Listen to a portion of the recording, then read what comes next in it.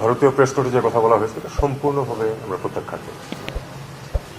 সম্পূর্ণ প্রত্যাখ্যান করি এই জন্য যে বিষয়টি যত সহজভাবে উত্থাপন করা হয়েছে আসলে অত সহজ না।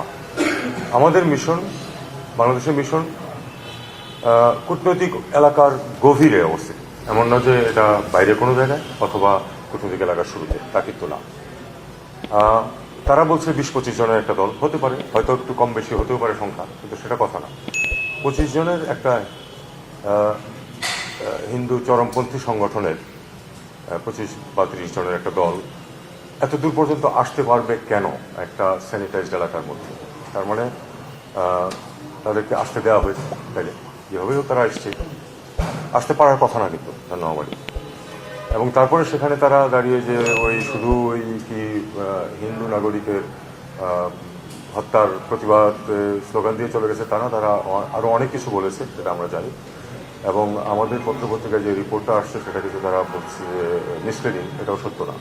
আমাদের পত্রপত্রিকায় মোটামুটি সঠিক রিপোর্টই এসছে, যেটুকু আমরা তথ্য পেয়েছি। আমার কাছে প্রমাণ নেই যে তাকে হত্যার হুমকি দিয়েছে, কিন্তু আমরা এটাও শুনেছি যে তাকে হত্যার হুমকি দেওয়া হয়েছে।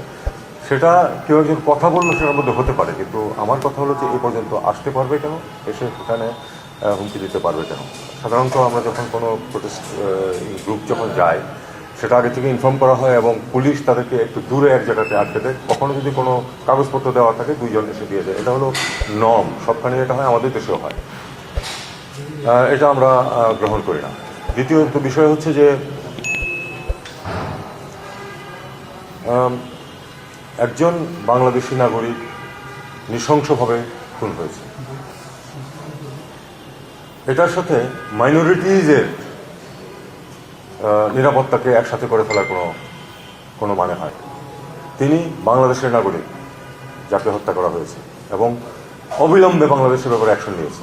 ইতিমধ্যে আপনারা জানেন যে বেশ কিছু অ্যারেস্ট করা হয়েছে। তো এই ধরনের ঘটনা যে শুধু বাংলাদেশে ঘটে তা নয়, এই অঞ্চলের সব দেশেই ঘটে এবং প্রত্যেক দেশের দায়িত্ব হচ্ছে সেক্ষেত্রে যথোপযুক্ত ব্যবস্থা নেওয়া। বাংলাদেশ নিচ্ছে, অন্যদেরও উচিত সেরকম ব্যবস্থা নেওয়া। কাজেই এটা গ্রহণযোগ্য না যেভাবে এটাকে উপস্থাপন করা হয়েছে। আমরা মনে করি যে এটা নর্মালি যে সিকিউরিটি যে নিয়ম কানুন আছে সেটা এখানে ঠিক মতো পালিত হয়নি। তারা বলছে যে তারা আমাদের সব মিশনের নিরাপত্তা দেখছে, আমরা সেটা নোট করেছি।